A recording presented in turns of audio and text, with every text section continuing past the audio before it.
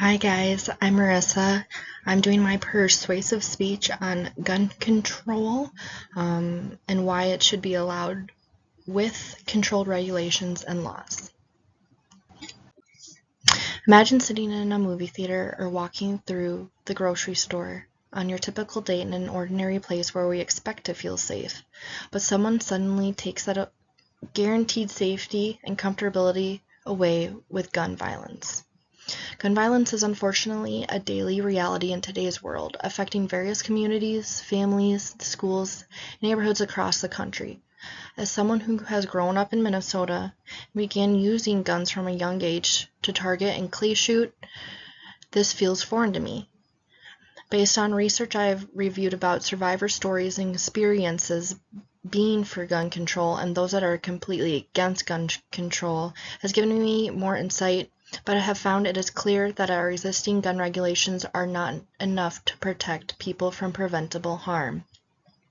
I would like to show you why stronger gun control measures are necessary, how they can reduce violence without taking away the people's constitutional rights, and what actions can be taken to make our neighborhoods and communities safer without taking away firearms completely.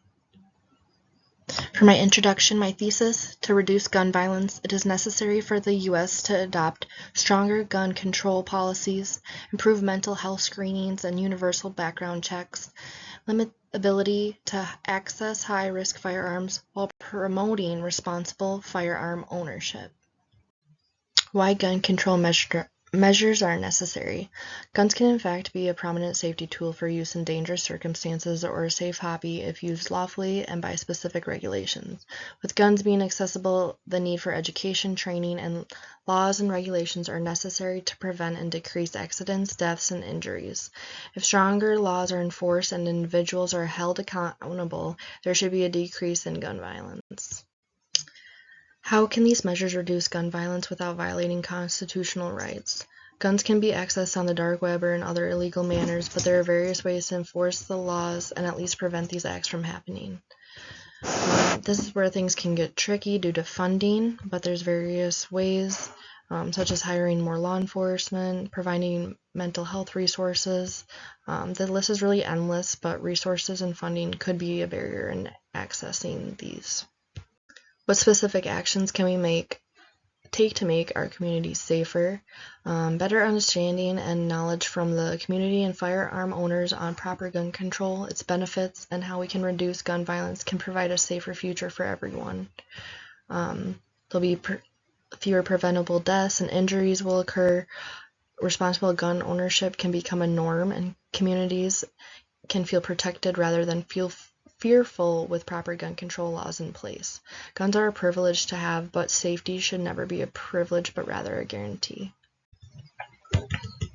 So these are my videos for guns. In the first one, Charlie Kirk, he's an American conservative political activist. He expresses that we will never reach zero gun deaths ever, but can significantly reduce them. We should have more of a reductionist view rather than utopian, because in an armed citizenry it is impossible to not have a single gun death.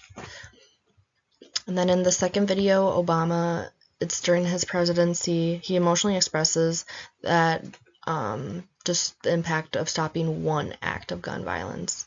He kind of outlines things that we must do to get there, but he expresses tearfully that our rights have been stripped by those that took them with improper use of firearms. Here are the HCR summaries of my video. The video 1, the speaker performed overall strong. It was well delivered and effective in a short, productive speech. The audience was in favor of chanting and rooting for him. In the second video, the speaker performed strongly across all categories. He lacked non-verbal communication at times.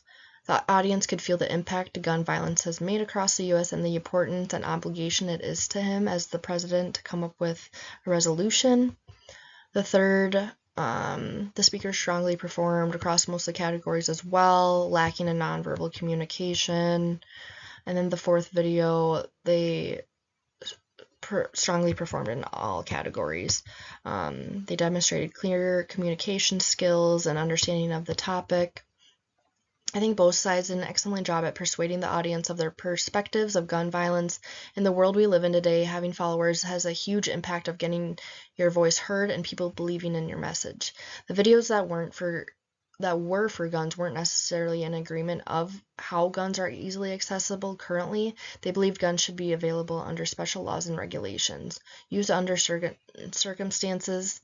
I agree with having guns available with laws and regulations, as well as used with supervision if deemed necessary. Americans have rights, and it's also a hobby for many and can be used properly.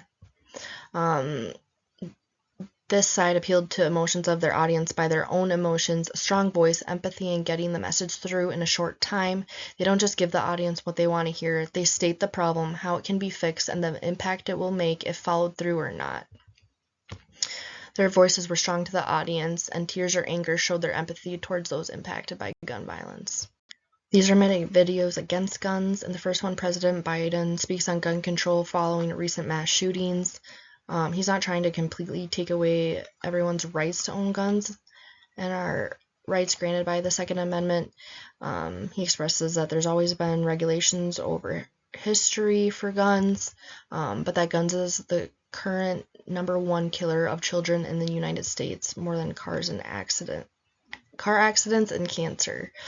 He kind of goes on to explain how he would resolve this issue. His belief is to ban assault weapons and high-capacity magazines, and if we cannot ban them, then we should raise the age to purchase 21. Then another video is a former congresswoman who was shot in the head and survived. She has a safety advocacy group who over the past 10 years 525 gun safety laws have been passed at the state level, with Biden's first major gun safety legislation passing. These are a couple of my research articles. As law enforcement, as our public safety, it's impossible to prevent every single altercation, especially in high populated, high crime areas. It's been proven that a lot of criminals avoid targeting individuals they believe to be armed. A lot of people have simply just showed their weapon to an attacker, causing them to flee. Studies show that 1.1% of self-protective behaviors taken by victims of violent crime involve the use or threat of a firearm, making it the least employed method of self-defense.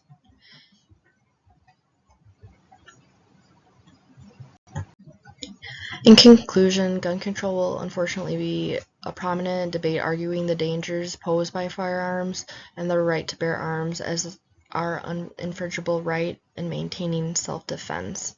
But I think guns are a hobby. They can be used properly if certain laws, regulations, training are in place. Here's my reference slide. Thank you for watching.